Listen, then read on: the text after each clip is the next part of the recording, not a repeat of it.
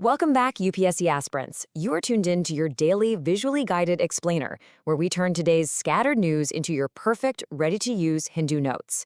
If you've been struggling to connect the dots across different news sources, well, you are absolutely in the right place. We've distilled everything down to the bare essentials, complete with subtitles, so you never miss a single crucial detail. Grab your digital notebooks, because we have a packed, highly testable lineup for you today. Okay, let's take a quick look at our roadmap for today. We are breaking things down into 4 highly testable blocks: defense and space tech, IR and maritime strategy, polity and governance, and finally, heritage and economic schemes. Let's dive right into Section 1, Defense and Space Tech. So to set the stage here, we really need to ask a critical tactical question. Modern warfare has this new, incredibly cheap threat, right? Drone swarms. Just imagine an enemy launching dozens of inexpensive drones all at once. It's a nightmare because they can completely exhaust a country's expensive, multi-million-dollar air defense systems like the S-400. You obviously don't want to use a massive, incredibly expensive missile to swat down a tiny drone. It's just financially ruinous. So how exactly do we defeat this? Well, the answer is 64. That is the exact number of micromissiles our brand new indigenous Bhargavastra system can fire simultaneously to just absolutely obliterate those incoming swarms. Instead of wasting heavy artillery, India has actually developed this truck-mounted, highly mobile system that can unleash a massive barrage of these micromissiles all at once. It neutralizes the swarm efficiently and, more importantly, cost-effectively. Now, looking at the technical specs, this was developed by Economic Explosives Limited. While the micromissiles themselves have a physical strike range of 2.5 kilometers, the system's radar is way more advanced. It can spot large drones from 10 kilometers out and small ones from 6 kilometers. That gives the system plenty of time to lock on. But here's the real kicker you'll definitely want for your notes. It has a dual threat capability. It can physically destroy the drones, sure, but it can also use soft-kill electronic jamming to simply sever their communications and literally just drop them right out of the sky. All right, moving from defense over to space, we need to talk about NASA's Praxis mission. Usually, when we study planets, we look at the planet itself. But Praxis is taking a completely novel approach. It's focusing exclusively on planetary rings, like the ones around Saturn, Uranus, and Neptune. But here's the problem. Flying a spacecraft directly into a ring of floating ice and rock? Yeah, that's a recipe for a catastrophic collision. So Praxis is using a bio-inspired robotic arm. The spacecraft basically stays at a completely safe distance and just extends this arm to conduct in-situ sampling. It grabs free-floating particles to analyze what they're made of and where they came from right there in space. Moving right along to Section 2, IR and maritime strategy. Before we get into the complex geopolitics, let's clear up a common geography trap that honestly trips up a lot of aspirants. What exactly is the difference between a gulf and a bay? So, while both are water bodies surrounded by land on 3 sides, the scale is the key difference here. A gulf is smaller and much more enclosed, like the Gulf of Kerch or the Gulf of Mannar. A bay, on the other hand, is significantly larger, spanning multiple nations, like the massive Bay of Bengal.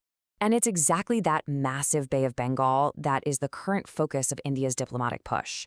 To counter rising regional influence, particularly from China, and to secure this really vital maritime choke point, India is heavily utilizing 2 comprehensive frameworks. The first is SAGAR, which stands for Security and Growth for All in the region. And the second is MHA-SAGAR, focusing on mutual and holistic advancement. Now, these aren't just fancy buzzwords. They represent a very real, collective approach to sharing maritime intelligence, fighting illegal fishing, and managing the natural disasters that frequently hit this area. Okay, so here is a crucial point for your notes.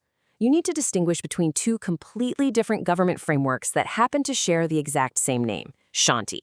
Recently, the External Affairs Minister introduced the Maritime SHANTI framework for the Bay of Bengal, which focuses on norms, trust, and integrity among neighboring countries. Do not confuse this with the 2025 SHANTI Act. That was a domestic piece of legislation aimed at bringing private participation into India's nuclear energy sector to reduce our reliance on coal. Same exact name, completely different GS papers. Make sure you get that straight. Let's pivot now to Section 3, Polity and Governance. Parliament has just successfully passed the Public Examination Prevention of Unfair Means Amendment Bill. You probably know it as the Anti-Paper Leak Bill. With all the recent public outcries over compromised exams, the government is really bringing the hammer down here. We're talking up to 10 years in prison and a massive 10 crore rupee fine for anyone caught orchestrating leaks. Plus, to make sure justice is actually swift, the law mandates a very strict 2-month probe timeline by agencies like the CBI, and it pushes these cases directly into fast-track courts. On a related note regarding students, the Supreme Court just weighed in on the use of pellet guns during the recent July 20th student protests. And the court walked a very fine line here.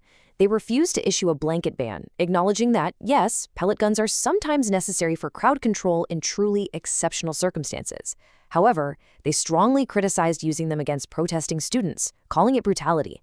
And they've actually demanded that the government secure detailed records of exactly when, how, and why these weapons were ever deployed. Taking a really quick, fascinating historical detour for today's date, July 31st, it was exactly on this day, back in 1995, that the very first mobile phone call in India was made. It was placed by West Bengal's Chief Minister Jyoti Basu to Telecom Minister Sukram, ringing from Kolkata all the way to Delhi. This historic moment was basically the culmination of years of research that started way back in 1980 and a crucial 1993 partnership with the Australian firm Telstra. That one single call jump-started what is now a massive 900 million user telecom market in India today. Pretty wild to think about. And finally, we are wrapping up with Section 4, Heritage and Economic Schemes. To really appreciate our next heritage update, we kind of need to trace the spiritual timeline of Lord Buddha. So he was born in Lumbini, Nepal. Later, he attained enlightenment under the Bodhi tree in Bodh Gaya, Bihar. But it was in Sarnath, Uttar Pradesh, where he gave his very first teaching. This is an event profoundly known as the Dharmachakra Pravartana, which translates to the turning of the wheel of Dharma. And because of that incredible historical significance, after sitting on the tentative list for 28 long years, Sarnath has finally been designated as India's 45th UNESCO World Heritage Site. This makes it Uttar Pradesh's 4th site on the list. The area is home to incredible monuments like the Demak Stupa, which literally marks the exact spot of that first sermon, right alongside the famous Ashoka Pillar. This is just a massive win for India's cultural preservation on the global stage. Moving from ancient heritage to our future economy, the Union Cabinet has just officially approved the Bhavya Rasayan scheme. Bhavya actually stands for Bharat Audyogik Vikas Yojana Rasayan. So right now, India imports a lot of chemicals, even though the sector already contributes 7% to our GDP. To fix this imbalance, the government is building 3 massive dedicated chemical parks by 2030.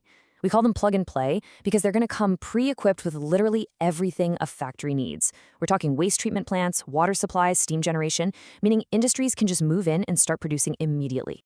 And to make these parks a reality, cooperative federalism is strongly at play here.